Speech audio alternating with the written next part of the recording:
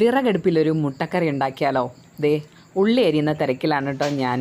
അപ്പം നീ ഉള്ളി അരിഞ്ഞ് സെറ്റാക്കി വെച്ചിട്ടുണ്ട്. ദേ നമ്മൾ അടുപ്പും സെറ്റായിട്ടുണ്ട്. ഇനി നമുക്ക് പാത്രം വെച്ചിട്ട് നല്ല വെളിച്ചെണ്ണ ഒഴിച്ചു കൊടുക്കാം കേട്ടോ. പെരിഞ്ജീരകം, ഇഞ്ചി, വെളുത്തുള്ളി, പിന്നെ അതേ ചെറുതായിട്ട് അരിഞ്ഞ സവാള കേട്ടോ, 2 കറിവേപ്പില, പിന്നെ അതേ കുറച്ച് ഉപ്പും കൂടി ഇട്ട് കൊടുക്കുന്നുണ്ടേ. ഇനി ഒരു 2 പച്ചമുളക് ഇട്ട് കൊടുക്കുന്നുണ്ട് കേട്ടോ. നന്നായിട്ട് വാടി വരുമ്പോൾ മുളക് പൊടി, മല്ലിപ്പൊടി, മഞ്ഞൾപ്പൊടി, മസാലയൊക്കെ മൂത്ത് വരുമ്പോഴത്തേക്ക് 2 തക്കാളി അരിഞ്ഞും കൂടെ ചേർത്ത് കൊടുക്കാം കേട്ടോ. എന്നിട്ടൊന്ന് ഇളക്കിയിട്ട് ഒരു ഇത്തിരി വെള്ളവും കൂടി ഒഴിച്ച് അടച്ചിട്ടേക്കാം കേട്ടോ. അവിടെ കിടന്ന് തിളച്ച് വറ്റട്ടെ.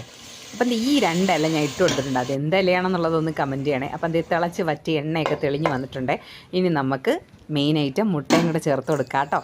അപ്പോഴേ മുട്ടക്കറി റെഡിയായി. ഇനി നമുക്ക് ദോശയും കൂടെ ചുട്ടാലോ? ആ കനലിൽ തന്നെ അടിപൊളി ചൂട് ദോശയും കൂടെ ചുട്ടെടുത്തു കേട്ടോ.